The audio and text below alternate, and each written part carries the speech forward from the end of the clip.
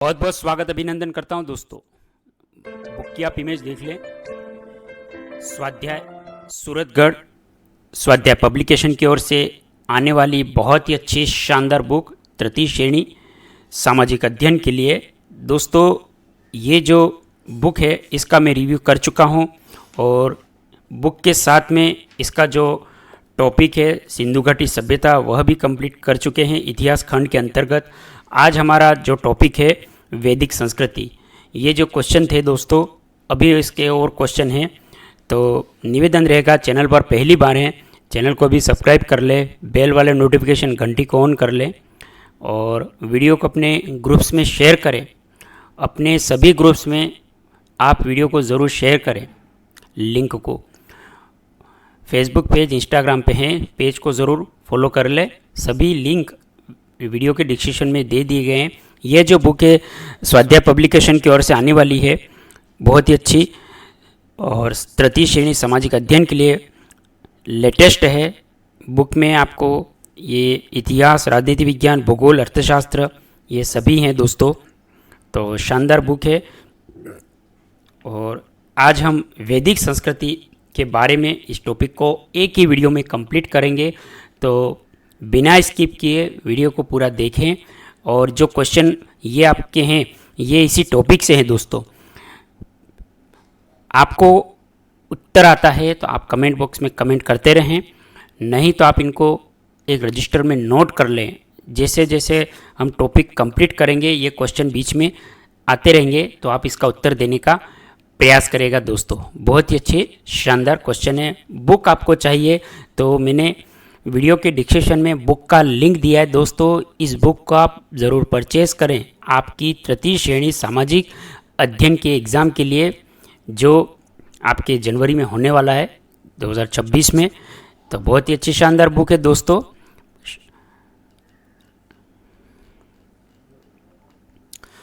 वैदिक संस्कृति और नेक्स्ट अपना क्वेश्चन है दोस्तों कि क्वेश्चन था कि ऋग्वेद की रचना किस प्रदेश में हुई थी। ऋग्वेद की रचना किस प्रदेश में हुई थी। नेक्स्ट है ऋग्वेद में कितने दो राजनीतिक संस्थाओं का उल्लेख है, मतलब ऋग्वेद में किन दो राजनीतिक संस्थाओं का उल्लेख है। सोमरस का वर्णन ऋग्वेद के किस मंडल में मिलता है। सोमरस का वर्णन ऋग्वेद के किस मंडल में मिलता है। ऋग्वेद का सबसे महत्वपूर्ण देवता कौन सा है। ऋग्वेद का सबसे महत्वपूर्ण देवता कौन सा है। वर्षा का देवता किसे माना गया है। वर्षा का देवता किसे माना गया है। दोस्तों ये क्वेश्चन अगर आपके आते हैं तो आप कमेंट बॉक्स में कमेंट भी करते जाइए और नहीं तो आप रजिस्टर लेके बैठे और इन क्वेश्चन को अपने रजिस्टर में नोट कर ले। दोस्तों ये वैदिक संस्कृति के बहुत ही अच्छे शानदार, मैंने रेंडमली पूरे टॉपिक्स में से क्वेश्चनों को सेलेक्ट किया है, बहुत ही अच्छे। तो आप इनका उत्तर देने का ज़रूर प्रयास करें।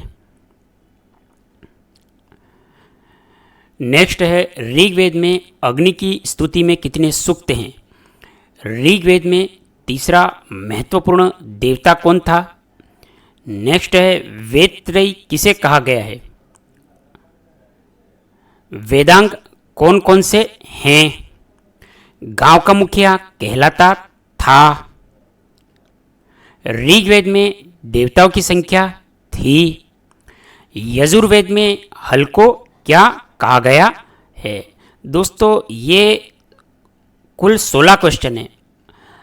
आप ये इनका स्क्रीनशॉट ले सकते हैं, नहीं तो वीडियो को पॉज करते हुए आप इनको नोट भी करें रजिस्टर के अंदर। ये इतने क्वेश्चन आप फिर स्क्रीनशॉट ले लें, वीडियो को पॉज करते भी उत्तर दे सकते हैं, नोट भी कर सकते हैं। ये दोस्तों और मैं इमेज भी लगा दूंगा दोस्तों जिससे आप इनको नोट कर सकते हैं। अब दोस्तों हम टॉपिक को शुरू करने जा रहे हैं। बहुत ही अच्छी शानदार बुक है दोस्तों, तो आप इसको अपने आसपास के बुक स्टोर से या जिस तरह आपको सुविधा हो। मैंने वीडियो के डिस्क्रिप्शन में दोस्तों इसका लिंक दिया है, वहाँ से आप इसको सीधे ही प्राप्त कर सकते हैं। बहुत ही अच्छी शानदार बुक है और न्यू एडिशन की है, स्वाध्याय पब्लिकेशन की ओर से आने वाली बुक का रिव्यू भी कर चुका हूँ। और एक टॉपिक है सिंधु घाटी सभ्यता का, जो इतिहास खंड के अंतर्गत ही आता है, ये भी हमने कंप्लीट कर लिया है। इतिहास खंड के दोस्तों इसके कुल 8 टॉपिक हैं, जिसमें ये वैदिक संस्कृति आपके दूसरा टॉपिक है। तो आज एक ही वीडियो में मैं इसको कंप्लीट करूँगा, आप वीडियो को पूरा देखने का, जिससे आपको पूरा इसका लाभ मिले और एक भी क्वेश्चन छूटे नहीं दोस्तों। वैदिक संस्कृति टॉपिक दूसरा, वैदिक धर्म दर्शन भारत के सबसे प्राचीन दर्शनों में सबसे महत्वपूर्ण दर्शन है। जो वैदिक दर्शन है भारत के सबसे प्राचीन दर्शनों में से सबसे प्रमुख दर्शन है। इस धर्म को श्रोत्र धर्म, आर्ष धर्म या सनातन धर्म भी कहते हैं। इसके अनुयायी आर्य या हिंदू कहलाते हैं। इसके जो अनुयायी है आर्य या हिंदू कहलाते हैं। जो आर्य क्या होता है दोस्तों, उत्तम या श्रेष्ठ आचरण करने वाला होता है, उसको आर्य कहते हैं। उत्तम या श्रेष्ठ आचरण करने वालों को क्या कहते हैं, आर्य कहते हैं। वैदिक धर्म दर्शन भारत के सबसे प्राचीन दर्शनों में सबसे प्रमुख दर्शन है। इस धर्म को श्रोत्र धर्म, आर्ष धर्म या सनातन धर्म भी कहते हैं। इसके अनुयायी आर्य या हिंदू कहलाते हैं। आर्य को दोस्तों उत्तम या श्रेष्ठ आचरण करने वाला कहते हैं। वैदिक दर्शन वैदिक साहित्य में उपलब्ध होता है। वैदिक दर्शन किसमें होता है, वैदिक साहित्य में उपलब्ध होता है। दोस्तों क्वेश्चन था कि वैदिक संस्कृति में आर्य किसे कहते हैं, तो आप ये जो डेफिनेशन इसको देखते हुए जो क्वेश्चन था कि वैदिक संस्कृति में आर्य किसे कहते हैं, इसका उत्तर दे सकते हैं। कमेंट बॉक्स में कमेंट करेंगे, जितना आप कमेंट करेंगे उतना आपको एग्जाम के अंतर्गत याद होगा दोस्तों। तो आर्य किसे कहते हैं, आपको उसका उत्तर मिल गया होगा दोस्तों। वैदिक दर्शन वो वैदिक साहित्य में उपलब्ध होता है। वैदिक दर्शन है वैदिक साहित्य में उपलब्ध होता है। साहित्य की रचना करने वाला आर्य है। योग विशिष्ट ने लिखा है, जो कर्तव्य का आचरण एवं अकरणीय का निषेध करते हुए अपने स्वाभाविक चरित्र में निष्ठा रखता है, वही आर्य है। वेद शब्द विद धातु से बना है, जिसका अर्थ ज्ञान अथवा सत्य विद्याओं का होता है। वैदिक साहित्य में वेद, ब्राह्मण, आरण्य, उपनिषद, वेदांत शामिल किया गया है। हिंदू परंपराओं में वेदों को नित्य अपौरुष में किसी एक व्यक्ति की रचना नहीं माना, अर्थात वैदिक ज्ञान अनादि है, अनंत है। सत्य शास्त्र अनुकूल आचरण करने वाला सच्चरित्र मनुष्य आर्य है। इसके प्राचीन ग्रंथ वेद हैं, जिसका विशद ज्ञान संस्कृत भाषा अर्थात देववाणी है। सन 1786 में विलियम जोन्स ने सर्वप्रथम आर्य संस्कृति भाषा हिंदू यूरोपीय भारोपीय बताई। जोन्स के अनुसार वैदिक संस्कृत ग्रीक लैटिन आयरिश भाषाओं की जननी भारोपीय भाषा थी। ऋग्वेद में आर्य शब्द का 33 बार प्रयुक्त हुआ है। क्वेश्चन था दोस्तों कि ऋग्वेद में आर्य शब्द का उल्लेख कितनी बार प्रयुक्त हुआ है, आप कमेंट कर देंगे। वैदिक सभ्यता मूलतः ग्रामीण थी। वैदिक सभ्यता मूलतः ग्रामीण थी। तो दोस्तों क्वेश्चन हो सकता है कि वैदिक सभ्यता कैसी थी, तो क्वेश्चन है आपका उत्तर कि कौन सी थी, ग्रामीण थी। आर्यों की उत्पत्ति के संदर्भ में जैन अवस्था के में मध्य एशिया को उत्पत्ति स्थल बताया। आर्यों की उत्पत्ति के संदर्भ में ग्रंथ जैन अवस्था में मध्य एशिया माइनर में बोगजकोई स्थल से प्राप्त अभिलेख 1400 ईसा पूर्व में मित्र, वरुण, इंद्र, नास्त्य आदि वैदिक देवताओं के नाम हैं। इसे ध्यान में रखे 1859 में मैक्समुलर ने कहा कि आर्य लोग मध्य एशिया से 2 शाखाओं में बटे हुए एक शाखा पूर्व की ओर रखी गई, जिसे इंडो ईरानी आर्य शाखा का है। दूसरी और पश्चिमी और यूरोपीय देशों में जो बसी है। आर्यों का मुख्य कार्य पशुचारण, गौण धंधा, कृषि माना जाता है। दोस्तों ये जो टॉपिक है दोस्तों आपके first grade, second grade, RS, RJS आपके सभी के लिए महत्वपूर्ण है। चाहे LT1 हो या ग्रेड हो या बीपीएससी के अंदर एग्ज़ाम हो, ये टॉपिक जो है वैदिक संस्कृति बहुत ही अच्छा टॉपिक है और आपके सभी एग्ज़ामों के लिए है। ये बुक तृतीय श्रेणी अध्यापक के लिए है, पर ये टॉपिक है वैदिक संस्कृति, वो आपके सभी एग्ज़ामों के लिए जिसमें वैदिक संस्कृति या पूछा जाता है, इसके लिए महत्वपूर्ण है इतिहास के अंतर्गत। तो आप इसको पूरा देखिएगा दोस्तों वीडियो को। अब दोस्तों यहाँ पे है कि जो विद्वान हैं उन्होंने आर्यों का स्थान कहाँ कहाँ माना है। तो यहाँ पे जैसे कि विद्वान में है मैक्स मुलर, आर्यों का मूल निवास स्थान उन्होंने मध्य एशिया बैक्ट्रिया से माना। गाइल्स ने हंगरी डेन्यूब नदी घाटी से माना। पेनका हर्ट ने जर्मन स्केट नोवानिया से माना। नेहरिंग गार्डन चाइल्ड ने दक्षिण रूस से माना। बाल गंगाधर तिलक ने उत्तरी ध्रुव से माना। क्वेश्चन था दोस्तों कि बाल गंगाधर तिलक ने आर्यों का मूल निवास स्थान किसे माना, तो उत्तरी ध्रुव से। गंगानाथ झा ब्रह्म ऋषि देश। अविनाश चंद्र दास संपूर्णानंद सप्त सैंधव प्रदेश। अविनाश चंद्र दास व संपूर्णानंद ने कहाँ से माना आर्यों का मूल स्थान, तो सप्त सैंधव प्रदेश। दयानंद सरस्वती पाटिज तिब्बत से माना। दयानंद सरस्वती पाटिज ने कहाँ से माना आर्यों का मूल स्थान, तिब्बत। एनसीईआरटी के अंतर्गत आल्पस पर्वत के पूर्व एशिया के पास माना। एनसीईआरटी ने क्या माना कि जो आर्यों का मूल निवास है आल्पस पर्वत के पूर्व में यूरेशिया के पास माना। राजबली पांडे ने मध्य भारत से माना। एल.डी. कल्लर ने कश्मीर हिमालय से माना। डी.एस. त्रिदेव ने देविका प्रदेश से माना व बेनपो ने काला सागर से माना। अधिकांश विद्वान आर्यों का मूल स्थान भारत को ही मानते हैं। अधिकांश विद्वान आर्यों का क्या स्थान, मूल स्थान भारत ही मानते हैं तथा मूल निवास स्थान सप्त सैंधव प्रदेश था। वैदिक साहित्य के वर्णन अनुसार आर्य लोग सप्त सैंधव को अपनी मातृभूमि मानते थे। वैदिक साहित्य के वर्णन अनुसार आर्य लोग क्या मानते थे, सप्त सैंधव को अपनी मातृभूमि मानते थे। इन्हीं क्षेत्रों को इन्होंने देव कृत्य योनि या देव निर्मित देश की संज्ञा दी। वैदिक काल के अंतर्गत ऋग्वैदिक काल और उत्तर वैदिक काल 1500 ईसा पूर्व से 1000 ईसा पूर्व ये ऋग्वैदिक काल का जो समय है और उत्तर वैदिक का काल का समय है 1000 से 600 ईसा पूर्व। ऋग्वैदिक काल यह विंटर नित्य ने निर्धारित किया। ऋग्वेद की रचना सप्त सैंधव प्रदेश में हुई। क्वेश्चन था दोस्तों कि ऋग्वेद की रचना किस प्रदेश में हुई। ऋग्वेद की रचना किस प्रदेश में हुई, तो सप्त सैंधव प्रदेश में हुई। दोस्तों ये जो मैंने इसीलिए आपको प्रारंभ में जो क्वेश्चन का जो ये इमेज भी लगाई है आप इसको नोट करने का कहा था, नहीं है तो आप इसको बाद में भी नोट कर लेना। तो मैं क्वेश्चन भी साथ साथ रिपीट करते जा रहा हूँ कि जो क्वेश्चन मैंने आपको पूछे थे कि ऋग्वेद की रचना किस प्रदेश में हुई थी। ऋग्वेद की रचना सप्त सैंधव प्रदेश में हुई थी। और दोस्तों ये जो क्वेश्चन है आपके पूर्व परीक्षा में वैदिक संस्कृति का जो टॉपिक है जो पूछा चुका है इतिहास के अंतर्गत, तो ये महत्वपूर्ण है आपके प्राचीन इतिहास के अंतर्गत। तो निवेदन रहेगा कि आप इन क्वेश्चनों को महत्वपूर्णता से गंभीरता से लेते हुए नोट करें। दोस्तों आपको कहीं ना कहीं एग्ज़ाम में या आपके आने वाले एग्ज़ाम के अंतर्गत भी, चाहे फर्स्ट ग्रेड सेकेंड ग्रेड दे रहे हैं, आपको ये क्वेश्चन अगर प्राचीन इतिहास के अंतर्गत वैदिक संस्कृति का ये जो टॉपिक है प्राचीन इतिहास के संबंध में पूछा जाता है तो इस प्रकार के क्वेश्चन आपको एग्ज़ाम में देखने को मिल सकते हैं।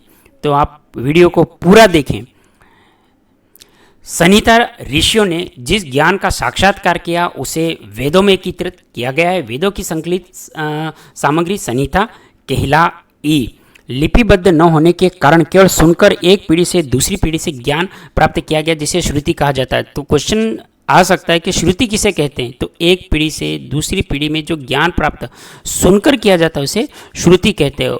और जो क्या है लिपिबद्ध नहीं होने के कारण, लिपि नहीं होती, खाली सुनकर ही उस ज्ञान को प्राप्त किया जा सकता है।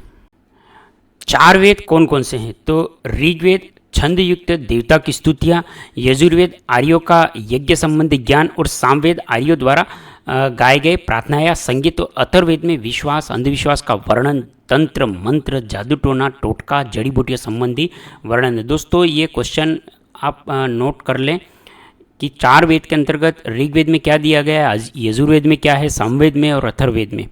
नेक्स्ट है ऋग्वेद का काल निर्धारण। नवीन तथ्यों के अनुसार 3500 ईसा पूर्व, बाल गंगाधर तिलक के अनुसार 6000 ईसा पूर्व। नवीन तथ्यों के अनुसार मतलब 3500 ईसा पूर्व, बाल गंगाधर तिलक के अनुसार 6000 ईसा पूर्व, जैकोबी के अनुसार 4500 ईसा पूर्व से 2500 ईसा पूर्व। और विंटर ने ऋग्वेद की रचना का जो समय माना है 3000 ईसा पूर्व। आर के मुखर्जी ने ऋग्वेद का काल 2500 ईसा पूर्व या उससे पहले का भी माना है। आर्यों का सबसे प्राचीनतम ग्रंथ ऋग्वेद है जिसमें 10 मंडल एवं 1028 सूक्त हैं। छंदों में रचित देवता की स्तुतियाँ हैं। प्रत्येक सूक्त में देवता एवं ऋषि का उल्लेख है। कुछ सूक्त में युद्धों एवं आचार विचारों का वर्णन है। दोस्तों क्वेश्चन भी था कि ऋग्वेद में किन दो राजनीतिक संस्थाओं का उल्लेख हुआ है, ये भी आप कमेंट करने करिएगा। और ऋग्वेद में क्या है कि आर्यों का सबसे प्राचीन ग्रंथ कौन सा है? ऋग्वेद। कितने मंडल है? 10 मंडल। सूक्त कितने? 1028 सूक्त हैं।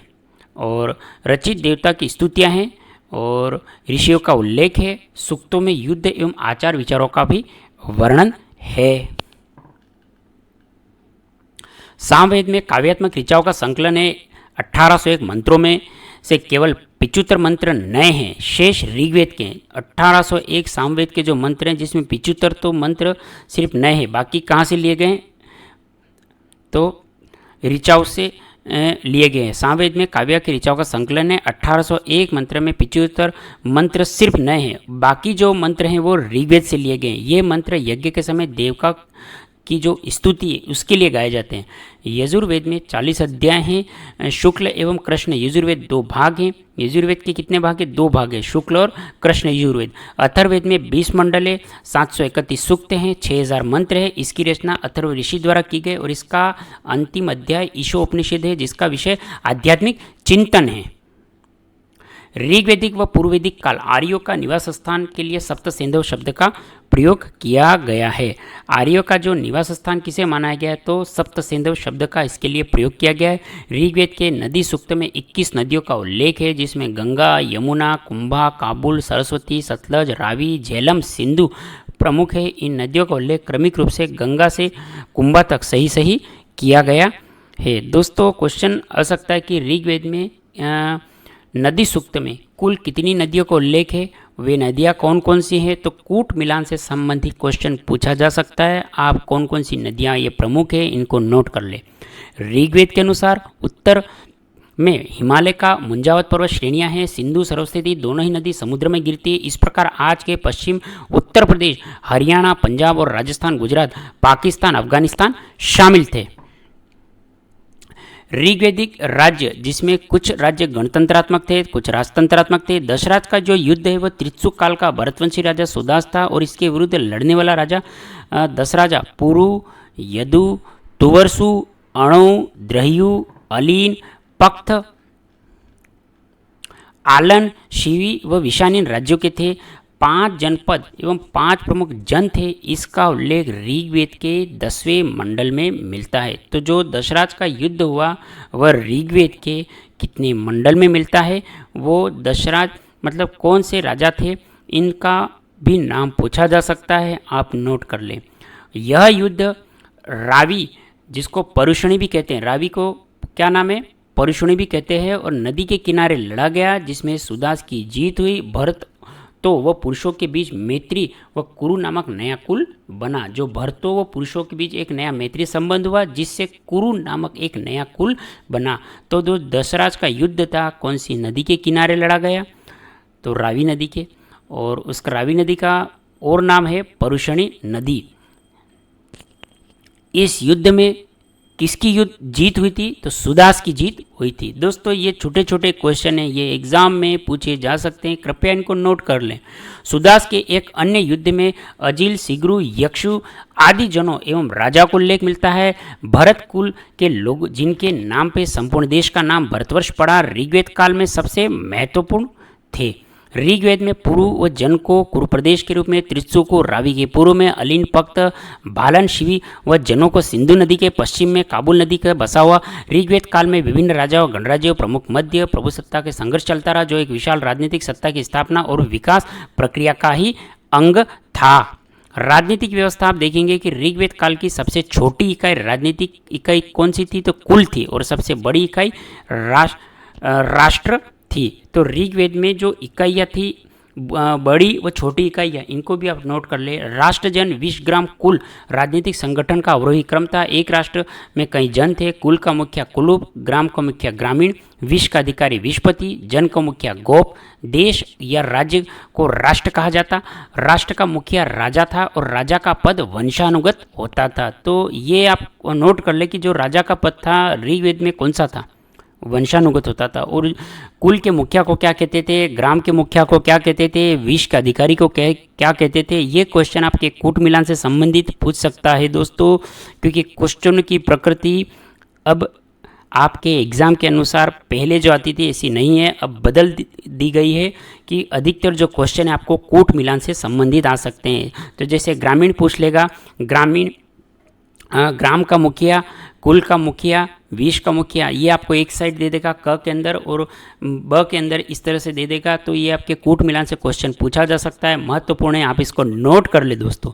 ऋग्वेद में उल्लेख मिलता है, कभी कभी राजवंश से चुनकर राजा बनाया जाता था। राजा को राज्याभिषेक के समय प्रजा हित लोक कल्याण की शपथ लेनी होती थी। नेक्स्ट है अपने राष्ट्र को छोटे छोटे राज्य ही थे, लेकिन सम्राट शब्द के प्रयोग से लगता है कि कुछ राष्ट्र बड़े भी थे जिनमें कई छोटे राज्य मिले हुए थे। राजा पुरोहित या अन्य पदाधिकारी की सहायता से न्याय वितरित करता था, न्यायपूर्ण शासन चलाता था। इसके लिए प्रजा से उसे बलि, राजस्व या भेंट दी जानी थी। पराजित राजा या जन की बलि देते थे। अपराधियों को भी अर्थदंड दिया जाता था। अपराधों में समाज में चोरी, सेंधमारी, लूट, खसोट, बेईमानी मुख्य थे। राजा पुरोहित राजा का कार्य संचालन प्रमुख मुख्य था। यह धार्मिक आयोजन की पूर्ति के लिए प्रजा का प्रमुख सलाहकार था। इसलिए ऋग्वैदिक कालीन जो शासन व्यवस्था धर्मानुसार संचालन होता था। पुरोहित का जो पद था वो वंशानुगत होता था। तो इसमें राजा का पद और पुरोहित का पद किस प्रकार का होता था ऋग्वेद के अंतर्गत, ये आप कमेंट कर दे दोस्तों। अन्य प्रमुख पदाधिकारी जो कर्मचारी, सेना का मुखिया सेनानी, गांव का मुखिया ग्रामीणी, राजाओं के बीच संधि, अन्य देश लाने ले जाने वाला दूत, सूत, रथकार, करमार, रत्नी, राजा सहित कुल 12 रत्नी होते थे जो राज्याभिषेक के अवसर पर उपस्थित होते थे। अब यहाँ पे देखेंगे पूर्व दुर्गपति होता था तथा सैनिक कार्य भी करता था। प्रजापति गोचर भूमि का अधिकारी कुल परिवार का मुखिया होता था। वह ऋग्वेद में 2 राजनीतिक संस्था व परिषदों का भी उल्लेख है, सभा और समिति। यहाँ पे आप देखेंगे जो ऋग्वेद की 2 क्वेश्चन भी था दोस्तों कि ऋग्वेद की 2 राजनीतिक संस्थाओं का उल्लेख है, तो कौन कौन सी, तो यहाँ पे आया है सभा और समिति। इसको नोट कर ले। सभा ग्राम संस्था थी जिसमें ग्राम के गणमान्य व्यक्ति अभिजात इसके सदस्य थे जो ग्राम संबंधी विषयों पर विचार विमर्श करते थे। निर्णायक ग्राम का मुखिया कर्मचारी। समिति राजा के निकट की संस्था थी। संभवतः राष्ट्र के विषयों पर विचार विमर्श किया जाता था। तत्पश्चात राजा अपने राज्य कर्मचारी की सहायता से शासन का संचालन करता था। समिति राजा की नियुक्ति, पदच्युत करने और उस पर नियंत्रण रखती थी। नोट, ऋग्वेद में मंत्री परिषदों का उल्लेख नहीं किया गया है। विदत, यह आर्यों की सर्वाधिक प्राचीन संस्था थी। इसे जनसभा भी कहा जाता था। ईशान, समिति के सभापति को ईशान कहा जाता था। ऋग्वेद में मध्यमंशी से ज्ञात होता है कि पंच निर्णय द्वारा ही न्याय किया जाता था। उग्र तथा जीवाग्राह संभवतः पुलिस कर्मचारी थे। वैदिक जीवन न्यायाधीशों को प्रश्न निवाक कहा जाता था। सामाजिक जीवन व्यवस्था, सामाजिक संगठन का आधार गोत्र उन्मूलक समन्वय था। परिवार समाज की आधारभूत इकाई थी। परिवार के प्रधान को कुलूप या गृहपति भी कहा जाता था। आर्य समाज पितृसत्तात्मक, परंतु नारी के मातृत्व स्वरूप को पर्याप्त सम्मान प्राप्त था और पिता का भूमि, संपत्ति व परिवार का भी अधिकार था। केवल पुत्र ही पैतृक संपत्ति का उत्तराधिकारी था। पुत्री को कोई अधिकार नहीं था। पत्नी अपने पति के साथ धार्मिक अनुष्ठानों में प्रमुख रूप से भाग लेती थी। वर्ण व्यवस्था के अंतर्गत देखा था कि समाज वर्णों में बटा हुआ था। पुरुष सूक्त के अनुसार मुख ब्राह्मण, भुजा क्षत्रिय, जंघा वैश्य, पैर शूद्र। ये जो वर्ण व्यवस्था थी वो समाजों के अनुसार जो पुरुष सूक्त के अनुसार दिया गया कि जो मुख में ब्राह्मण का, भुजा में क्षत्रिय का, जंघा में वैश्य का और पैरों में शूद्र का स्थान था। समाज एक व्यक्ति माना तथा 4 वर्णों के अंग थे। समाज क्या है? एक व्यक्ति माना, वो 4 वर्ण समाज के अंग हैं। यहाँ पे आप देखेंगे नेक्स्ट कि वर्ण जन्म आधारित नहीं थे, कर्म व व्यवसाय पे आधारित थे। व्यवसाय की स्वतंत्रता भी थी। व्यावसायिक स्वतंत्रता के बारे में शिशु अंगिरस ने बोला कि मैं कवि हूँ, मेरे पिता वैद्य हैं, मेरी माँ अन्न पीसने वाली साधन भिन्न है, किंतु सभी धन की कामना करते हैं। इसके उल्लेख ऋग्वेद में मिलता है। विवाह की व्यवस्था, विवाह एक पवित्र संस्कार, युवावस्था में अध्ययन उपरांत विवाह एक प्रथा थी, लेकिन बहुविवाह अपवाद था जो कि प्रायः राजा अभिजात लोग करते थे। स्वयंवर तथा प्रचलन में प्रमुख अभिभावक की स्वीकृति भी आवश्यक समझी जाती थी। बाल विवाह अपराध था। प्रचलन में नहीं था, जबकि अंतरजातीय विवाह होते थे। लंबे समय तक अविवाहित रहने वाली कन्या अमाजू कहलाती थी। जो लंबे समय में अवैवाहिक कन्या थी उसको अमाजू कहलाती थी। दोस्तों ये क्वेश्चन हो सकता है कि अमाजू के बारे में क्या जानते, तो अगर आपने पढ़ा ही नहीं होगा तो आप उत्तर कैसे दे सकेंगे। ये कहाँ से पूछा गया है, बहुत ही अच्छा क्वेश्चन है कि अमाजू किसे कहते थे। ऋग्वेद के अंतर्गत अमाजू किसे कहते थे, तो उत्तर होगा कि लंबे समय तक अविवाहित रहने वाली जो कन्या है वह अमाजू की श्रेणी में आती थी। नियोग प्रथा प्रचलित थी, पर्दा प्रथा का कहीं भी उल्लेख नहीं मिलता है। पुनर्विवाह भी होते थे। विधवा स्त्री अपने देवर या अन्य पुरुष से विवाह कर सकती थी। पत्नी अर्धाग्नि कही जाती थी। ये शतपथ ब्राह्मण के अनुसार। वह तो विवाह के उपरांत कन्या की विदाई के समय जो उपहार या द्रव्य दिए जाते थे, ये नोट करें। अब यहाँ पे है अनुलोम और प्रतिलोम विवाह प्रचलन थे। स्मृतियों के धर्मशास्त्रों का उल्लेख अन्य विवाह जैसे ब्रह्म विवाह। ब्रह्म विवाह को सर्वोत्तम विवाह माना गया। पिता द्वारा योग्य वर देख के संपन्न करवाते थे। देव विवाह, यज्ञ कराने वाले पुरोहितों से कन्या का विवाह करना। जो यज्ञ करने वाला पुरोहित है उसे वही कन्या से विवाह कर लेता था। आर्ष विवाह, पिता को कन्या के बदले एक जोड़ी गाय बैल भेंटकर द्वारा विवाह करवाना, यह आर्ष विवाह की श्रेणी में। प्राजापत्य विवाह, कन्या के पिता के द्वारा बिना दहेज लड़की का विवाह करना। आसुर विवाह, कन्या का मोल शुल्क देकर विवाह करना। गंधर्व विवाह, प्रणय विवाह। राक्षस विवाह, बलपूर्वक अपहरण करके विवाह करना। और निकृष्टतम विवाह, छल कपट यौन शोषण के द्वारा कन्या से विवाह करना। प्रथम 4 विवाह ब्रह्म व धर्मानुकूल विवाह माने गए। जो प्रथम 4 विवाह कौन कौन से हैं दोस्तों, तो यहाँ पे देखेंगे ब्रह्म विवाह, देव विवाह, आर्ष विवाह, ये प्रजापति विवाह, ये धर्म अनुसार माने गए हैं। और अंतिम 4 विवाह ये धर्म के अनुकूल नहीं माने गए। नारी का स्थान है कि नारी जीवन, शिक्षा प्राप्ति, वेदों की रचना करने वाला, गृह सामान्य, सभावती का अधिकार, शक्ति प्राप्त थी। नारी को पर्दा न रखने का अधिकार प्राप्त था। नारी प्रथा, पुनर्विवाह, देवर या अन्य पुरुष के प्रचलन का हिस्सा था। राजनीति में भाग लेने वाली, संपत्ति संबंधी अधिकार प्राप्ति थे। अपवाद स्वरूप यदि किसी राजा या व्यक्ति के पुत्र नहीं होता था और यदि एक कन्या एकमात्र संतान होती थी तो वो उत्तराधिकारिणी होती थी। नारी को गुरुकुल में पुरुष का समान शिक्षा प्राप्त करने का अधिकार था। उपनयन संस्कार के बाद ब्रह्मचर्य व्रत का पालन भी करती थी। वैदिक शिक्षा भी दी जाती थी। स्त्रियों को यज्ञ करने का अधिकार था। ऋग्वेद काल में दास प्रथा का प्रचलन था। शिक्षा, ऋग्वेद में गुरुकुल व्यवस्था थी। मौखिक पठन पाठन उच्चारण को विशेष महत्व दिया जाता था। विदुषी स्त्रियाँ लोपामुद्रा, घोषा, सिक्ता, अपाला, शची, इंद्राणी, विश्वरा आदि थी। खान पान, भोजन सरल साधारण व पुष्टिकारक था। खाने में अनाज व धान्य, उड़द, मूंग, शीर, पाक, मोदनम, मछली, पक्षी, वन्यजीव, जंतु, हिरण, सूअर का मांस खाया जाता था। भेड़ बकरी या यज्ञ बलिदान पशु का मांस खाया जाता था। गाय का मांस नहीं खाया जाता था। गाय को अघन्या कहा जाता है, अर्थात न मार जाने योग्य पशु थी। इसकी हत्या करने वाले घायल करने वाले मृत्युदंड देश से निकाल दिया जाता। दोस्तों ऋग्वेद के अंतर्गत अघन्या किसे कहा जाता था ये आप कमेंट कर देंगे। इसी तरह के क्वेश्चन को टॉपिक में से उठा के दोस्तों पूछा जाता है कि ऋग्वेद के अंतर्गत अघन्या किसे कहा जाता है। तो वहाँ जो आपको ऑप्शन में कुछ भी ये दे सकता है कि गाय के मांस के खाने के वाले को या बकरी के मांस को खाने वाले को या नहीं खाने वाले को। इस तरह से आपको कूट मिलान से संबंधित किसी भी तरह से क्वेश्चन पूछा जा सकता है कि ऋग्वेद में अघन्या किसे कहा गया है। सुरा का पान किया जाता था। उसे सोमरस नामक अन्य पेय का भी प्रचलन था। आर्य मूलतः शाकाहारी थे परंतु विशेष अवसरों पे मांस का भी प्रयोग करते थे। वस्त्राभूषण के अंतर्गत देखेंगे वेशभूषा साधारण थी। वस्त्र सूत या ऊन मृगचर्म के बने होते थे। आर्य 3 प्रकार के वस्त्र धारण करते थे। अधोवस्त्र, उत्तरी वस्त्र, अधिवस्त्र। अधोवस्त्र जो नीवी नीचे पहना जाता था, उत्तरी जो शरीर के मुख्य वस्त्र था और अधिवास जो ऊपर से धारण किया जाता था। पुरुष एवं स्त्री दोनों पगड़ी धारण करते थे। आभूषण कर्ण शोभन, कुंभ, खादी, रुक्म, भुजबंधन, नुपुर, कंकण, मुद्रिका पहने जाते थे। सिर पे उपषणीय पगड़ी धारण करते थे। निष्क गले का एक स्वर्ण आभूषण था जिसे विनिमय के माध्यम से रूपों में भी काम लिया जाता था। विवाह के समय द्वार में पहने जाने वस्त्र वाद्यु कहलाता था। विवाह के समय कन्या द्वारा न्यायोचित कुरीद, मांग की टीका आभूषण पहने जाने वाले थे। वक्षस्थल का आभूषण रुक्म, खंदी, कंगन, सिर के आभूषण, कुंभ एवं कुरीर थे। अब है दस्यु वर्ग। जो दस्यु वर्ग है कि ऋग्वेद में इसका उल्लेख है। आर्यों के सबसे बड़े शत्रु दस्यु थे।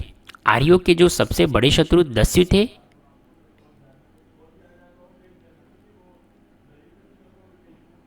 इन्हें अद्वैयु, अब्रह्मण, अन्यव्रत, अयभजन, इन्हें अन्य नाम अनास, मृदवाच, अमानुष भी दिया गया है। आर्यों के जिस राजा ने दस्यु को पराजित किया वह त्रदस्यु कहलाया। आर्थिक जीवन कृषि, पशुपालन, व्यापार, वाणिज्य पर निर्भरता। कृषि कर्म ऋग्वेदिक अर्थव्यवस्था का मूल आधार था। जो गेहूं, मसूर, उड़द, तिल, धान आदि का उत्पादन करते थे। ऋग्वेद में हल की फाल उल्लेख मिलता है। ऋग्वेद में कुल्या और नहरों का उल्लेख मिलता है। ऋग्वेद के चौथे मंडल में कृषि संबंधी का उल्लेख मिलता है। कृषि संबंधी केवल 24 मंत्र श्लोक के भूमि और राजा की निजी संपत्ति न के संपूर्ण कबीले का सामूहिक स्वामित्व होता था।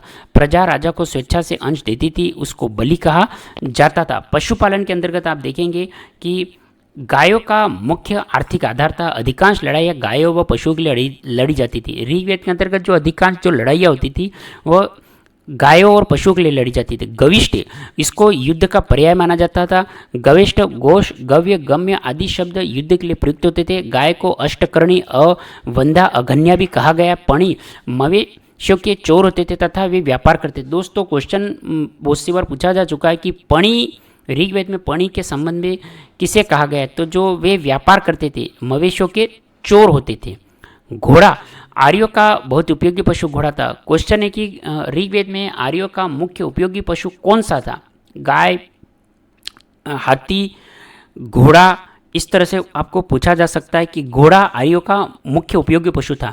ऋग्वेद के अनुसार खेती के लिए बैलों से हल द्वारा भूमि जोतने के लिए शिक्षा सर्वप्रथम अश्विनी कुमारों द्वारा दी गई। ऋग्वेद में चावल, नमक, कपास, बाघ, गेंडे का उल्लेख नहीं है। उद्योग शिल्प में तक्षण लकड़ी का काम करने वाला प्रमुख व्यक्ति और करमार धातु का काम करने वाला प्रमुख व्यक्ति। चर्मन, चमड़े का काम करने वाला प्रमुख व्यक्ति। वाय, जूल्हा, भिषक अथवा उपटशन पत्थर की कारीगरी करने वाला प्रमुख व्यक्ति होता था। आर्यों को लोहे का ज्ञान नहीं था। ऋग्वेद में लोहित अयस्क का प्रयुक्त किया गया। लोहे से परिचित होने पे श्याम अयस्क का शब्द का प्रयोग किया गया है। व्यापार वाणिज्य, ऋग्वेद में व्यापारियों को तो वणिक कहा जाता था और वस्तु विनिमय लेन देन का माध्यम था। विनिमय के माध्यम से निष्क का उल्लेख है। बैकनाट, सूदखोर में ऋणदाताओं जो बहुत अधिक ब्याज लेते थे। आर्य समुद्र में भलीभांति प्रचलित है। ऋग्वेद के 100 पतवारों वाली नाव का उल्लेख है। ऋग्वेद में 100 पतवारों वाली एक नाव का भी उल्लेख है। भग्न जलयान, वरुण की समुद्री यात्रा का वर्णन मिलता है। उर्दर, अनाज मापने का यंत्र था। स्थवी, अनाज संग्रह का पात्र था। धार्मिक जीवन, ऋग्वेदिक आर्य बहुदेवादी हो गए थे। आर्यों ने सर्वप्रथम धोस एवं पृथ्वी की उपासना शुरू की। पृथ्वीवासी पृथ्वी, अग्नि, सोम, बृहस्पति, सरस्वती आदि, आकाशवाणी, वरुण, धोस, मित्र, सूर्य, विष्णु, अश्विनी, अदिति, उषा, अंतराक्षी, इंद्र, वात, मरुत, पर्जन्य, रुद्र आदि। ऋग्वेद का सबसे महत्वपूर्ण देवता इंद्र था, जिसे पुरंदर, यथेष्ट, विजेंद्र, सोमपाल, शुतकृतु, वृतवाहन, मध्वा नामों से भी जाना जाता था। इंद्र को वर्षा का देवता माना गया। ऋग्वेद में इंद्र की स्तुति में 250 सूक्त हैं।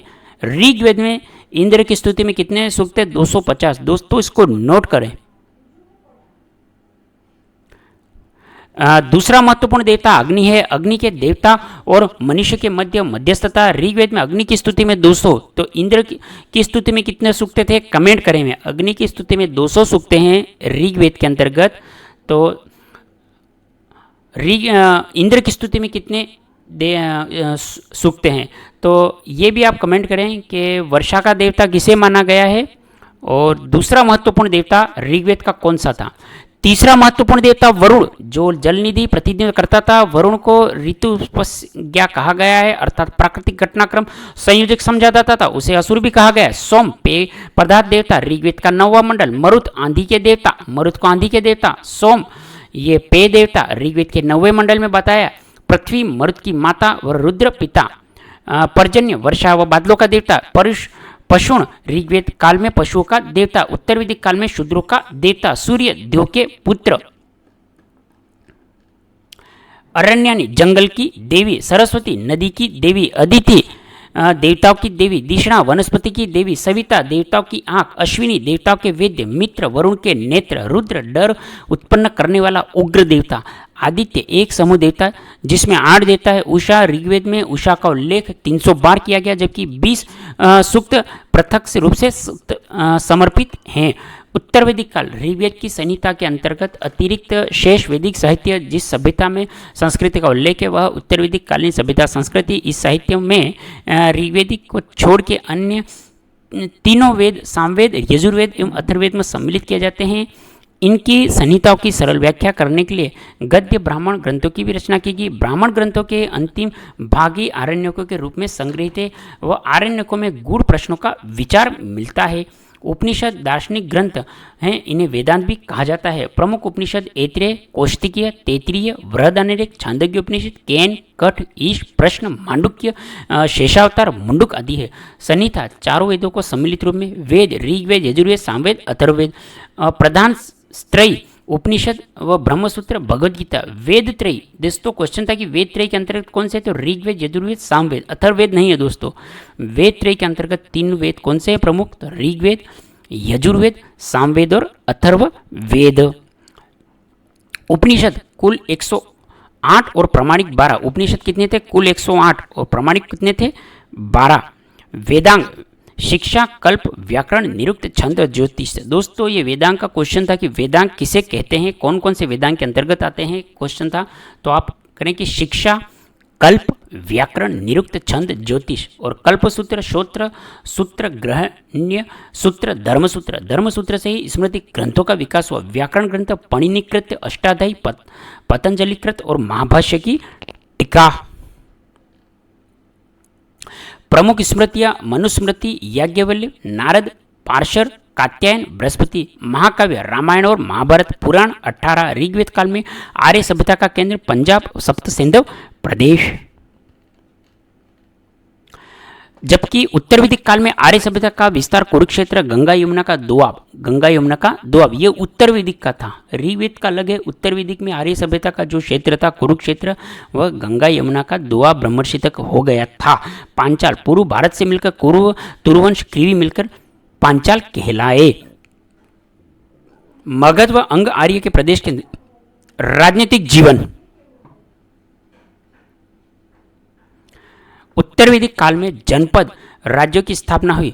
प्रमुख राज्य कुरु, पांचाल, गांधार, केकय, मद्र, मध्य, काशी, कौशल, कलिंग, अवंती, विदेह, मगध, विदर्भ, अश्मक, मुलक आदि है।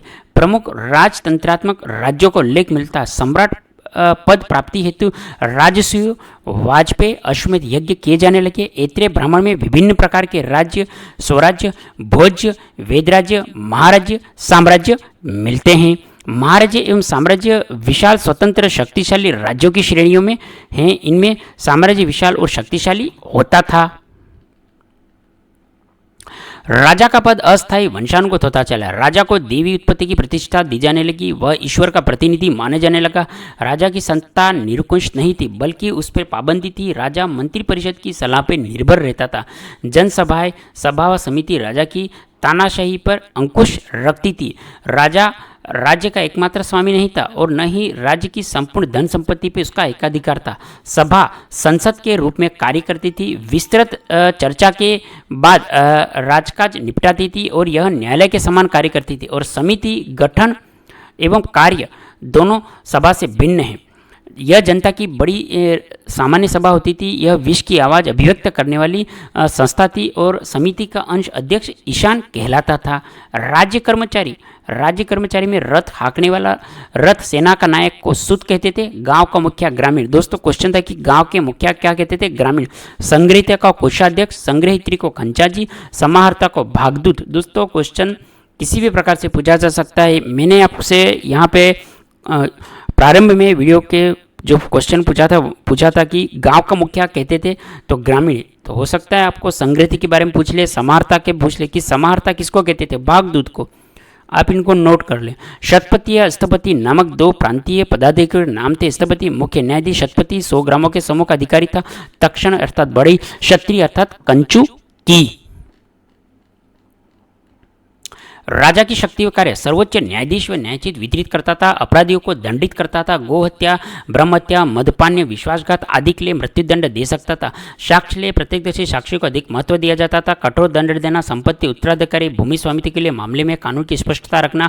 उत्तराधिकारी मामलों में प्रथम दृष्टया पुत्र को प्रमुख अधिकार था। यदि पुत्र न होने पर पुत्री होने की स्थिति में पुत्री को संपत्ति का उत्तराधिकारी प्राप्त था। सामाजिक जीवन, आश्रम की जो व्यवस्था थी, जाबोल उपनिषद के अनुसार ब्रह्मचर्य, ब्रह्मस्थ, वानप्रस्थ आदि संन्यास, पुरुषार्थ, धर्म, अर्थ, काम और मोक्ष। इस काल में संयुक्त परिवार का प्रचलन था। फिर एकल परिवार भी बनने लगे। सती प्रथा नहीं थी, पर्दा प्रथा नहीं थी। नारी की शिक्षा दीक्षा का विशेष बल दिया जाता था। जन की सभाएं, गार्गी, याज्ञवल्क्य विवाद सुंदर उदाहरण हैं। वर्ण व्यवस्था का आधार कर्म आधारित न होकर जाति आधारित हो गया। वर्णों में कठोरता आ गई। शतपथ ब्राह्मण में एक स्थान पे स्त्रियों को ब्राह्मणों पे श्रेष्ठ बताया। शतपथ ब्राह्मण के अंतर्गत स्त्रियों को क्या बताया? ब्राह्मणों से श्रेष्ठ बताया एक स्थान पे। ब्राह्मण, क्षत्रिय, वैश्य इन तीनों को द्विज कहा जाता था। उपनयन संस्कार के अधिकारी थे, जबकि शूद्रों को उपनयन का अधिकार नहीं था। ब्राह्मण, क्षत्रिय और वैश्यों को तो उपनयन का अधिकार था, जबकि शूद्रों को उपनयन संस्कार का अधिकार नहीं था।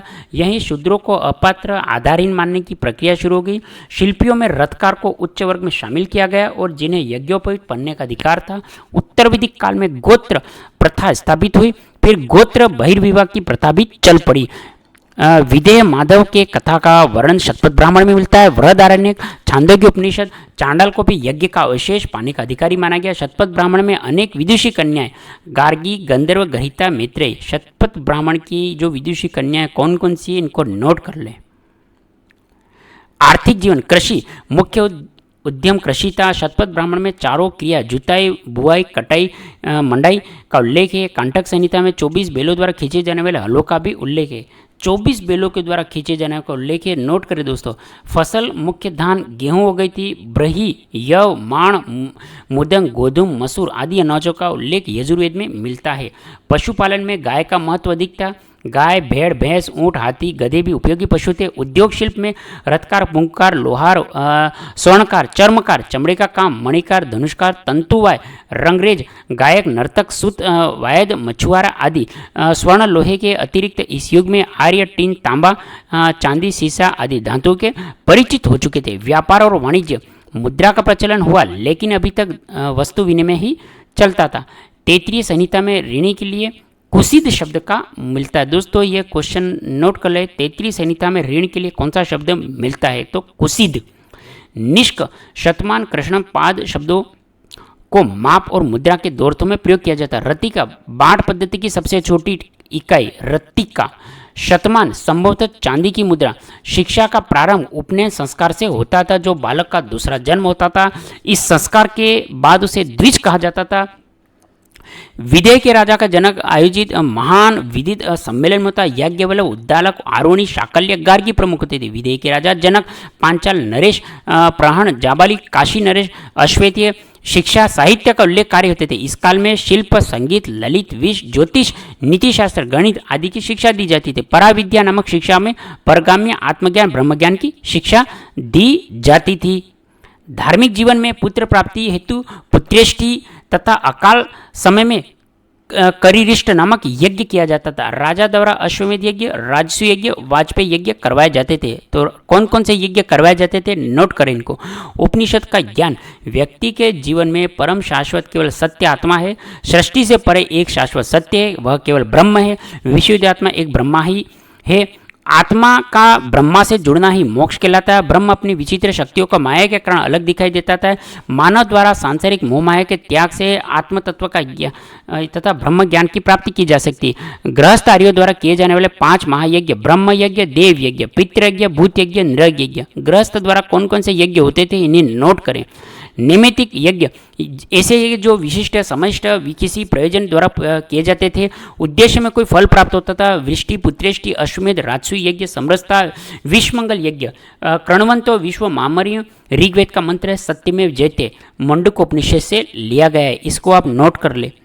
और कर्णवंत तो विश्व मार्ग में इस मंत्र को ऋग्वेद का मंत्र है। निष्काम कर्म यह प्रथम प्रतिपादन ईशोपनिषद में हुआ है। अन्य महत्वपूर्ण तथ्य वैदिक कालीन राजनीतिक संगठन में रत्नियों की संख्या जिसमें राजा, युवराज, सेनानी, पुरोहित, महिषी, पटरानी, सूत, सारथी, बागदूत, कर संग्राहक, संग्रहिता, कोषाध्यक्ष, श्रत, प्रतिहारी, पालागल राजा का मित्र, अश्वाप पासे के खेल में राजा का सहायक और ग्रामीण ग्राम का मुखिया।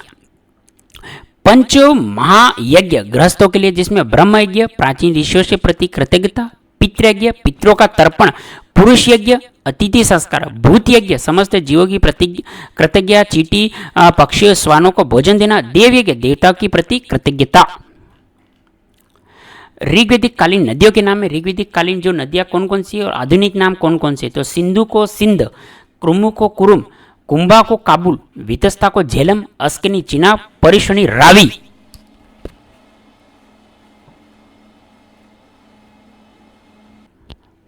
ऋग्वेदिक कालीन नदियों के नाम है, एक तरफ ऋग्वेदिक कालीन और दूसरी तरफ है आधुनिक नाम। तो जो सिंधु है उसका नाम सिंध या इंडस था, क्रुमु का कुरुम, कुंभा का काबुल, वितस्ता का झेलम, अस्कनी का चिनाब, परिश्वनी का रावी, शतुद्री का सतलज, विपाशा का व्यास, सदानीरे का गंडक, द्रसुवती का घग्गर,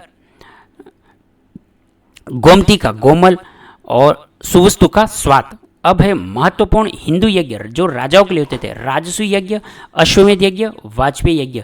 तो राजाओं के यज्ञ कौन से थे और लोगों जो जन के लिए कौन से यज्ञ थे गृहस्थ के लिए? इनको आप ज़रूर कमेंट करेंगे कि राजाओं के लिए मुख्य यज्ञ कौन कौन से थे। तो राजसु यज्ञ राज्याभिषेक के समय याज्ञिक अनुष्ठान किया जाता था जिससे प्रजा में विश्वास उत्पन्न होता था, उसके राजा को दिव्य शक्ति प्राप्त थी। अश्वमेध यज्ञ राज्य विस्तारित तो घोड़े को छोड़ के दिग्विजय होने का प्रतीक है। वाजपेयी यज्ञ रथों को दौड़ का आयोजन राजा की श्रेष्ठता का प्रतीक है। षोडश संस्कार कौन कौन से थे ये आप देखेंगे। पहला है गर्भाधान, पुंसवन, सीमांतोन्नयन, जात कर्म, नामकरण, निष्क्रमण, अन्नप्राशन, चूड़ाकरण, कर्णभेद, विद्यारंभ, उपनयन, वेदारंभ, केशांत, सामंत, विवाह व अंत्येष्टि। अब है पुरुषार्थ, मनुष्य के भौतिक सुख आध्यात्मिक सुखों में वृद्धि, सामंजस्य, धर्म, अर्थ, काम और मोक्ष। तो धर्म के अंतर्गत जो न्याय, सद्गुण, नैतिकता, कर्तव्य पालन, अर्थ में अर्थ प्राप्ति, मर्यादा से उपभोग, काम पोषण, धर्माचरण, सृष्टि के विकास हेतु संतानोत्पत्ति और मोक्ष, जीवन चक्र से मुक्ति। प्रमुख धार्मिक पुरोहित, होत्र, रीत्य संहिता का पुनर्सर्जन कर प्रार्थना कराने वाला पुरोहित, उद्गाता अर्थात सामवेद का गायन कराने वाला पुरोहित। अदर्व्य यजुर्वेद संहिता का मंत्रोपचार करने वाला पुरोहित। इन्होंने पशु बलि में हस्तकार्य की आवश्यकता को पूरा किया। ब्रह्मा इस वर्ग को पुरोहित इसकी जांच करते थे, यज्ञ विधि पूर्वक किया जा रहा है अथवा नहीं, मंत्रों का उच्चारण शुद्ध रूप से हो रहा है अथवा नहीं। प्रमुख दर्शन अथवा उनके रचयिता, यहाँ पे आप देखेंगे चारवाक, भौतिकवादी रचयिता चारवाक, सांख्य कपिल, योग दर्शन पतंजलि, न्याय दर्शन गौतम, वैशेषिक दर्शन कणाद, पूर्व मीमांसा जैमिनी, उत्तर मीमांसा बादरायण। जो चारवाक था ये भौतिकवादी अर्थात चारवाक, सांख्य दर्शन के रचयिता प्रवर्तक कपिल मुनि, योग दर्शन पतंजलि, न्याय दर्शन गौतम, वैशेषिक कणाद, पूर्व मीमांसा जैमिनी और उत्तर मीमांसा बादरायण। नेक्स्ट है ऋग्वेदिक आर्यों की देवमंडली, आकाश के देवता, अंतरिक्ष के देवता, पृथ्वी के देवता और तीन रण। आकाश के देवता सूर्य, दोष, मित्र, भूषण, विष्णु, उषा, अश्विनी, सवृति, आदित्य आदि। अंतरिक्ष के देवता इंद्र, मरुत, रुद्र, वायु, पर्जन्य, आप, एकपाद, त्रिपाद्य। पृथ्वी के देवता अग्नि, सोम, पृथ्वी, बृहस्पति और सरस्वती। ऋग्वेद में देवताओं की संख्या 33 थी। 3 ऋण थे, देव ऋण, ऋषि ऋण और पितृ ऋण।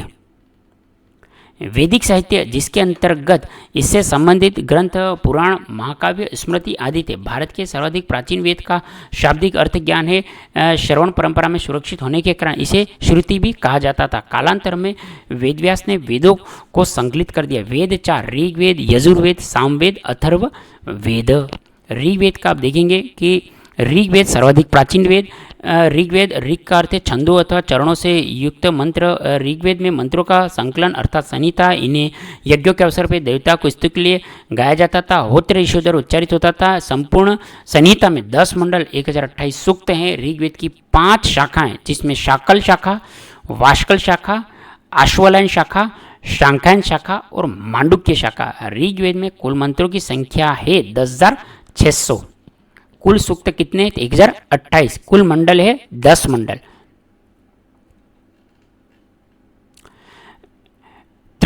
हाँ, सामवेद, इसमें यज्ञों के अवसर पर गाए जाने वाले मंत्रों का संग्रह है। यज्ञों के, सामवेद के अंतर्गत क्या था? यज्ञों के अवसर पर गाए जाते थे और मंत्रों को गाए जाने वाला उद्गाता कहलाता। सामवेद की प्रमुख शाखा है कौमुदीय, जैमिनीय, राणायनीय। सामवेद के कुल जो हैं ऋचा हैं 1549।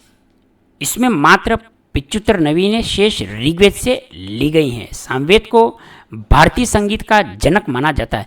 यजुर्वेद अर्थात यजुषु का अर्थ है यजुर्वेद संहिता में यज्ञों को संपन्न करने वाले संहेक मंत्रों का ज्ञान, इसका उच्चारण अदर्वी कहा जाता था, नामक पुरोहित द्वारा किया गया। कर्मकांड प्रधान यजुर्वेद को यज्ञ करने की विधियों का वर्णन है। यहाँ पे इसके दो भाग है, कृष्ण यजुर्वेद जिसमें और शुक्ल यजुर्वेद। कृष्ण यजुर्वेद में छंदोबद्ध गद्यात्मक वाक्य इसकी रचा है। तैत्तिरीय, कांठक, मैत्रायणी, कपिलष्ट, यजुर्वेष्ट इसमें मंत्र हैं। मुख्य शाखा है मध्ययन, काण्व, संहिता, वाजस्नेह, इसमें 40 अध्याय। अथर्ववेद, ऋग्वेद, यजुर्वेद तीनों संहिता परलोक संबंधी, परंतु अथर्ववेद संहिता का फल प्रदान करने वाले पिपला शौनक। इस संहिता में कुल 20 कांड है, 731 श्लोक है, 5987 मंत्रों का संग्रह। ये आपके अथर्ववेद से संबंधित हैं। संहिता में तो 20 कांड है और 731 सूक्त, अथर्ववेद में 5987 मंत्रों का संग्रह और 1200 मंत्र ऋग्वेद से उद्धृत है। इनकी कुछ ऋचा यज्ञ संबंधी ब्रह्म विद्या विषय होने के कारण ब्रह्मवेद भी कहा जाता है, परंतु अधिकांश मंत्र लौकिक जीवन से संबंधित है। रोग निवारक मंत्र जादू टोना, श्राप, वशीकरण, औषधि, विवाह, राजकर्म विषयों के संबंध में है। सामान्य मनुष्य के विचारों, विश्वास, अंधविश्वासों आदि का वर्णन है इनमें से प्राप्त होता है। अब है ब्राह्मण्य ग्रंथ।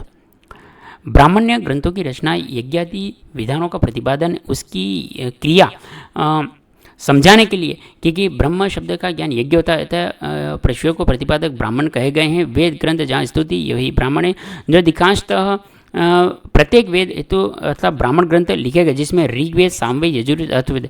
ऋग्वेद के ऐत्रेय तथा कौशिकीय ब्राह्मण, सामवेद के पंचविश, ताड़े, षड्विश, अद्भुत जैमिनी ब्राह्मण, यजुर्वेद के तैत्तिरीय शतपथ ब्राह्मण और अथर्ववेद का गोपत ब्राह्मण।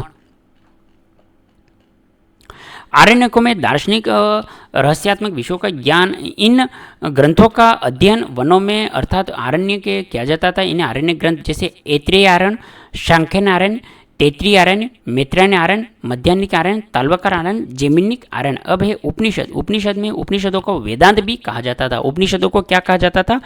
वेदांत भी कहा जाता था। उपनिषद मुख्यतः ज्ञान मार्ग की रचना है। इनका मुख्य विषय ब्रह्म विद्या का प्रतिपादन है। उपनिषद का शाब्दिक अर्थ है उपसमीप अर्थात निष्ठापूर्वक सदपूर्वक बैठना, अर्थात रहस्य अर्थात ज्ञान है तो गुरु के समीप निष्ठापूर्वक बैठना। मुक्ति उपनिषद 108 उपनिषदों को लेके, परंतु सर्वाधिक प्राचीन प्रमाणिक 12 उपनिषद स्वीकार किए गए। ईश के कैन, कंठ, प्रश्न, मुंडक, मांडुक्य, तैत्तिरीय, ऐत्रेय, छांदोग्य, बृहदारण्यक, शेषावतार एवं कौशिकीय, शंकराचार्य के प्रारंभिक 10 उपनिषदों का भाष्य लिखा गया। भारत का राष्ट्रीय आदर्श वाक्य सत्यमेव जयते मुंडक उपनिषद से उद्धृत है। उपनिषदों में सर्वत्र सत्य की खोज करने वाला तीव्र उत्कंठा दृष्टिगत होती थी। वेदांग, वेद संहिता के अर्थ को सरलता से समझना। वैदिक कर्मकांडों के प्रतिपादन में साहित्यार्थक वेदांग साहित्य की रचना की गई, जिसकी संख्या 6 है। शिक्षा, उच्चारण विधि, वैदिक मंत्रों के शुद्ध उच्चारण व शुद्ध स्तर पर क्रिया की विधियों को ज्ञानार्थ लिखित साहित्य शिक्षा कहा जाता है। वैदिक शिक्षा संबंधी प्राचीन साहित्य प्रतिशाख्य। कल्पसूत्र, कल्प नामक वेदांग छोटे छोटे वाक्यों में सूत्र बना के महत्वपूर्ण वैदिक विधि विधानों को प्रस्तुत किया गया। सूत्रों को ग्रंथ भी कहा गया। व्याकरण के अंतर्गत देखेंगे कि शब्दों की मीमांसा करने वाला शास्त्र व्याकरण कहा गया और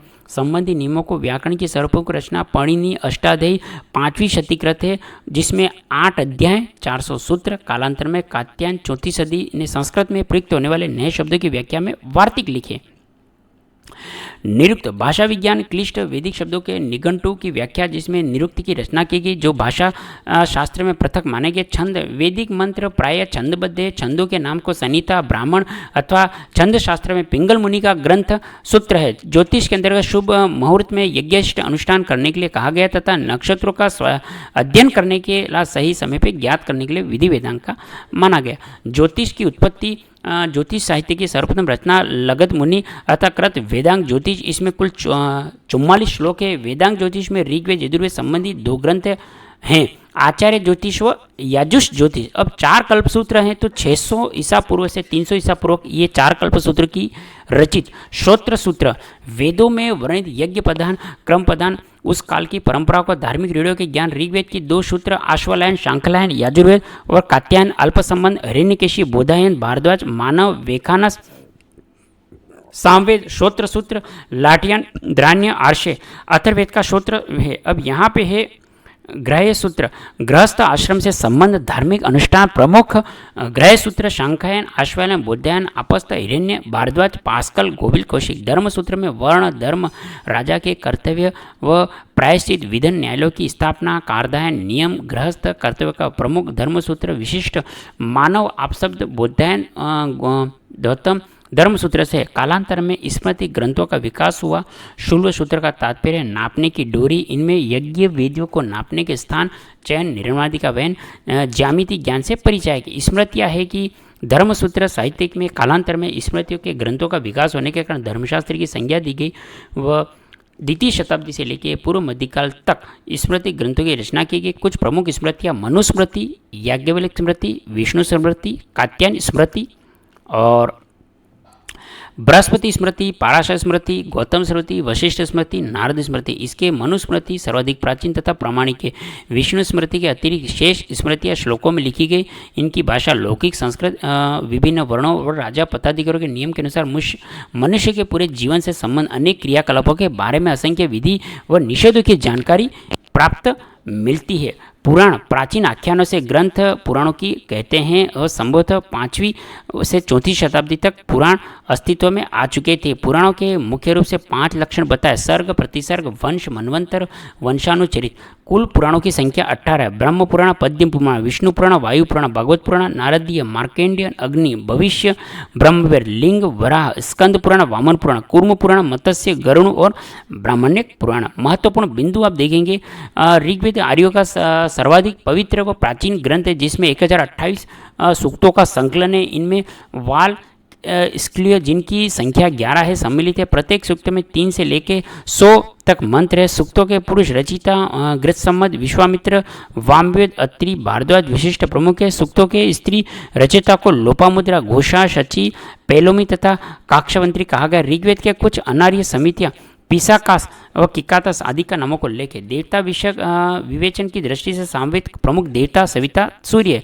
ऋग्वेद में राजा का पद वंशानुगत होता था। प्रजापति देवता यजुर्वेद के प्रमुख होता था। राजा के राज्याभिषेक में 17 प्रकार के जलों का प्रयोग किया गया। जो राजा का जो राज्याभिषेक होता था उसमें 17 प्रकार के जलों का प्रयोग किया जाता था। ऋग्वेदिक काल में दास प्रथा प्रचलित थी। उष्णी एक प्रकार की पगड़ी थी। उष्णी क्या एक प्रकार की पगड़ी थी जिसे पुरुष और स्त्री दोनों सिर पे धारण करते थे। पेशत अर्थात कड़े हुए वस्त्रों का प्रयोग ऋग्वेद में किया जाता था। गले में निष्क, कान में कर्णशोभन, शीश कुंभ नामक आभूषण पहना जाता था। दोस्तों ये निष्क कहाँ पहना जाता था ये क्वेश्चन बहुत सी बार आ चुका है, आप इसको नोट करें। यह निष्क किसे कहते हैं? तो निष्क क्या है? एक आभूषण था और जिसको गले में पहना जाता था। कोड़े, लगाम, प्रत्यंचा आदि का निर्माण चर्मन द्वारा किया जाता था। लकड़ी का काम करने वाला तक्षण तवष्टा कहा जाता था। ऋग्वेद में वाय शब्द का प्रयोग जुलाह ततर या प्रयोग किया जाता करघा के अर्थ में हुआ है। ऋग्वेद में कताई बुनाई काम करने वाली स्त्री सीरी कहा जाता था। ऋग्वेद काल में मिट्टी के बर्तन बनाने वाला कुलाल। उत्तर वैदिक काल में गांव के उत्तराधिकारी को पति, सीमांत शासक को स्थपति कहा जाता। उग्र जीवग्र नामक 2 अधिकारियों को उल्लेख है। राजा जिन स्त्रियों की सहायता शासन करता था उन्हें रत्निन कहा जाता था। रत्निन। उत्तर वैदिक काल में पटरानी को महिषी कहा जाता था। ओदन दूध को पकाकर बनाए जाने वाले पदार्थ है। चावल को दूध में पकाकर निर्मित किए जाने वाली वस्तु शिरोदान कहलाती थी। पेय पदार्थों को सोमरस को उत्कृष्ट माना जाता था। पुत्तिका, अर्जुनानी विशेष प्रकार के पेय पदार्थ है। और व्यावसायिक संघ में अध्यक्ष को श्रेष्ठी कहा जाता था। व्यापारी को वणिक कहा जाता था। कांटक, हिरण्य, कृष्ण उत्तर जो सोने का बना होता था। अक्षताप अर्थात कार्य या व्यय का विवरण रखना होता था। वन, विष्णिक, गोवर्तनिक, अभिनेता, सेलुष कहा जाता था। आर्यों के मुख्य निवास के संबंध में मान्यता मध्य एशिया है। बैक्टीरिया समृद्ध है। भारत में आर्यों के सर्वप्रथम सप्त सिंधु प्रदेश में बसना। भारत में जो आर्यों का सर्वप्रथम बसना कहाँ था? सप्त सिंधु प्रदेश। सप्त सिंधु प्रदेश जो सिंधु, सरस्वती, शतुद्री, सतलज, विपाशा, व्यास, परुषणी, वितस्ता, झेलम, अस्कनी, चिनाब का क्षेत्र कहलाता था। आर्यों ने सप्त सिंधु प्रदेश में आगे बढ़ के कुरु प्रदेश के निकट प्रदेशों पर अधिकार किया, जिसका नाम उन्होंने ब्रह्मवर्त रखा। ब्रह्मवर्त से आगे बढ़ के आर्यों ने गंगा यमुना के दोआब क्षेत्र में समीप क्षेत्रों को, उस क्षेत्रों का नाम ब्रह्मर्षि देश रखा। ब्रह्मर्षि से आगे बढ़ के हिमालय, विंध्याचल पर्वतों के बीच क्षेत्रों का अधिकार करके उस क्षेत्र का नाम मध्य देश रखा। मध्य देश के उपरांत आर्यों ने बंगाल, बिहार पर अधिकार करते हुए संपूर्ण भारत पर अधिकार कर लिया और इसका नाम आर्यवर्त रखा। ऋग्वेद में लगभग 25 नदियों का वर्णन है। सर्वाधिक महत्वपूर्ण नदी सिंधु का अधिक महत्वपूर्ण है। सर्वाधिक पवित्र नदी को सिंधु माना, सर्वाधिक पवित्र नदी सरस्वती का उल्लेख है और सर्वाधिक महत्वपूर्ण नदी सिंधु का वर्णन अधिक है और सर्वाधिक पवित्र नदी को सरस्वती माना। ऋग्वेद में गंगा का उल्लेख एक बार और यमुना का 3 बार हुआ है। ऋग्वेद में केवल हिमालय पर्वत व इसकी चोटी मंजूवत का उल्लेख मिलता है। ऋग्वेद में आर्यों के 5 कबीले हेनकर पंचजन्य जो कौन कौन से थे? पुरु, यदु, अनु, तुवर्षु, द्रुहा। भरत कुल के नाम से इस देश का नाम भारतवर्ष पड़ा। भरत कुल के पुरोहित विशिष्ट थे। भरत वंश के राजा सुदास 10 राजाओं के अंतर्गत पुरु, यदु, तु, द्रुहु, अंकनी, पंथन, मालनस, विषाणी, शिवी के मध्य दशाब्द का युद्ध हुआ।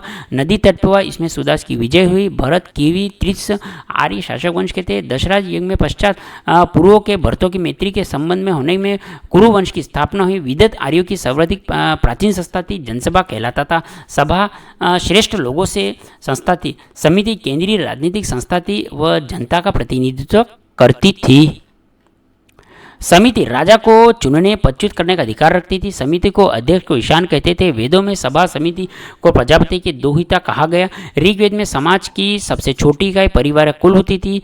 कई परिवार मिलके ग्राम गोत्र मिलकर विष तथा कई विष मिलकर इसका जन का निर्माण करते थे। ऋग्वेद में जन का उल्लेख 275 बार, विष का 170 बार। ऋग्वेद समाज पितृसत्तात्मक था। ऋग्वेद के 10वें मंडल में पुरुष सूक्त व चौवर्णों का उल्लेख करता है। ऋग्वेद में अनार्यो अर्थात वृत्तों का न पालन करने वाला मृदवाच्य, अपष्ण, अनास, चपटी नाक वाले कहा गया है। ऐत्रेय ब्राह्मण में पंचजन्यों में देव, मनुष्य, गंधर्व, अप्सरा, सर्प, पितरों की गणना की गई। निरुक्त में पंचजनों में ब्राह्मण, वैश्य, शूद्र, निषाद की गणना की गई। ऋग्वेद काल में जीवन भर अविवाहित रहने वाली लड़कियों को अमाजु कहा जाता था। ऋग्वेद की सभ्यता ग्रामीण सभ्यता थी। वैदिक काल में गव्य शब्द चरागाह के लिए प्रयुक्त हुआ है। ऋग्वेद में कृषि का उल्लेख मात्र 24 बार हुआ। उर्वरा अर्थात जुते हुए खेतों को उर्वरा, लांगल शब्द का प्रयोग हल के लिए किया जाता था। लांगल शब्द का प्रयोग किसके लिए किया जाता था? हल के लिए किया जाता था। वृक्ष शब्द का प्रयोग बल के लिए, करी शब्द का प्रयोग गोबर के खाद के लिए, अवृत शब्द का प्रयोग कूपों के लिए, सीता शब्द का प्रयोग हल से बनी नालियाँ सीता शब्द। उर्दर शब्द का प्रयोग अनाज नापने वाला मंत्र उर्दर। स्थिवी शब्द का प्रयोग अनाज जमा करने वाला कटोरी होता था। किनाश शब्द का प्रयोग हलवाई के लिए। पर्जन्य शब्द का प्रयोग बादल के लिए। ऋग्वेद में इंद्र का वर्णन सर्वाधिक प्रतापी देवता के रूप में है। ऋग्वेद में जो इंद्र का वर्णन है वो सर्वाधिक प्रतापी देवता के रूप में हुआ है, जिसमें 250 शब्दों सूक्त का उल्लेख है और इंद्र आयु के नेता, पुरंदर, वर्षा का देवता माना गया। ऋग्वेद में इंद्र के पश्चात महत्वपूर्ण देवता अग्नि था और यह देवता मनुष्य देवों के मध्यस्थता भूमिका निभाता था। अग्नि द्वारा देवता की आहुतियां दी जाती थी। 200 सूक्त का उल्लेख ऋग्वेद में वरुण तीसरा उल्लेखनीय देवता था, जो समुद्र का देवता, विश्व का नियामक, ऋतु परिवर्तन अर्थात दिन रात करता, आकाश, पृथ्वी और सूर्य का निर्माता था। दोष आकाश ऋग्वेद के देवताओं में सर्वाधिक प्राचीन था। ऋग्वेद में उषा, अदिति, सूर्य जैसी देवियों का उल्लेख है। ऋग्वेद में देवताओं की संख्या 33 है। देवों की पूजा की विधि ऋग्वेदिक काल में स्तुति पाठ करना और यज्ञ से बलि चढ़ाना, यज्ञाहुति में जो अर्थात जो को यव कहा जाता था, शाक शब्द का प्रयोग किया जाता था। ऋग्वेद में बहुदेववाद, एकात्मकवाद, एकेश्वरवाद का उल्लेख है। ऋग्वेद में आर्य पुनर्जन्म को मानते थे। ऋग्वेद में नासदीय सूक्त में निर्गुण ब्रह्म का विवरण मिलता। उत्तर वैदिक काल में पांचाल सर्वाधिक चर्चित राज्य था। शतपथ ब्राह्मण में पांचलों को वैदिक सभ्यता का सर्वश्रेष्ठ प्रतिनिधि कहा गया। सर्वप्रथम ऐत्रेय ब्राह्मण में राजा की उत्पत्ति का सिद्धांत मिलता है। ऐत्रेय ब्राह्मण में सर्वप्रथम चारों वर्णों की कर्म की जानकारी मिलती है। उत्तर वैदिक काल में शूद्र को अन्य स्प्रेय अर्थात तीनों वर्णों का सेवक कहा गया। उत्तर वैदिक काल में वैश्य को अन्य बिलिस्कर अर्थात कर देने वाला, कृषि उद्योग व्यापार में रहने वाला कहा गया। उत्तर वैदिक काल में गोत्र व्यवस्था का प्रचलन दृष्टिगत होता है। सर्वप्रथम शतपथ ब्राह्मण कृषि की समस्त प्रक्रिया में कर्षण, जुताई, वपन बुआई, लुनन कटाई और मर्शन मड़ाई का उल्लेख है।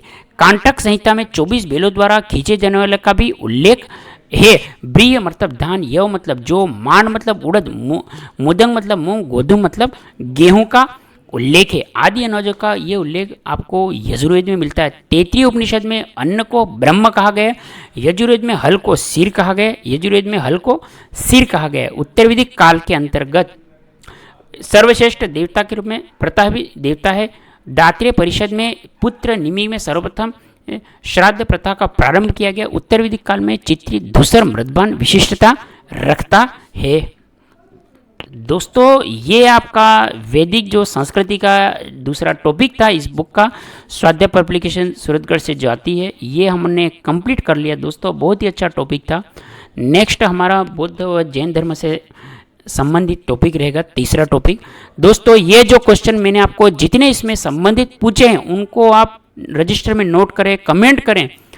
जितना आप कमेंट करेंगे उतना आपको याद होएगा। दोस्तों ये क्वेश्चन बहुत सी बार एग्जामों में आ चुके हैं और आने वाली परीक्षाओं में भी ऐसे क्वेश्चन दोस्तों आपके आ सकते हैं। जितना आप कमेंट करेंगे उतना आपको इनका उत्तर भी प्राप्त हो जाएगा। कमेंट करें, मतलब आप किस शहर से हमारा वीडियो देख रहे दोस्तों, इसके लिए आप अपना नाम, एग्ज़ाम की जो तैयारी कर रहे हैं उससे संबंधित कमेंट करें कि हम इस एग्ज़ाम की तैयारी कर रहे हैं और ये टॉपिक हमारे एग्ज़ाम भी सर आ रहा है। इसके लिए भी दोस्तों कमेंट करें। कमेंट करने से दोस्तों हमें मोटिवेशन मिलता है, क्योंकि मैं डे बाय डे चैनल पे वीडियो अपलोड कर रहा हूँ। आप वीडियो को लाइक करें, दोस्तों में ज़रूर शेयर करें और सब्सक्राइब करें चैनल को दोस्तों, तो ही हमारा मोटिवेशन बढ़ता है। क्योंकि टॉपिक तो मैं कंप्लीट करवाता हूँ, आप जितने भी वीडियो देखते हैं तो कमेंट नहीं करते हैं और सब्सक्राइब नहीं करते हैं, तो थोड़ा सा होता है कि आपसे निवेदन है कि कमेंट ज़रूर करें, सब्सक्राइब ज़रूर करें और लाइक भी करें और इसका लिंक अपने जो व्हाट्सएप पे शेयर करें, ग्रुप में शेयर करें, जिससे आपके मित्र सहयोगी को भी दोस्तों इसका टॉपिक का लाभ मिले। जो आपके आने वाले जो एग्ज़ाम हैं उसमें उसको इस तरह की शानदार तैयारी हो कि वो अपने एग्ज़ाम को क्लियर कर रहे और उसको सफलता भी प्राप्त हो। इस वीडियो को अगर आप फेसबुक पेज पे हैं, इंस्टाग्राम पे हैं, तो पेज को ज़रूर फॉलो कर ले दोस्तों। बहुत ही अच्छा शानदार टॉपिक था और आगे भी मैं आपको इसी तरह कंप्लीट करवाता रहूँगा। तो और प्लेलिस्ट हमारी बनी है, इसका बुक का जो रिव्यू नहीं देखा है, सिंधु घाटी सभ्यता का टॉपिक नहीं देखा है, ये आज का दूसरा टॉपिक है। इसके बाद आपका तीसरा टॉपिक आएगा बौद्ध धर्म जैन धर्म की। तो मेरा निवेदन है कि चैनल पर पहली बार है तो चैनल को सब्सक्राइब कर ले, बेल वाले नोटिफिकेशन घंटी को ऑन कर ले। आप मेरा निवेदन है कि आप चैनल को सब्सक्राइब करें और चैनल को फेसबुक पेज को भी सपोर्ट करें दोस्तों। आपने इस वीडियो को इतना अंत तक देखा, इसके लिए मैं बहुत बहुत धन्यवाद देना चाहूँगा। जय हिंद, वंदे मातरम।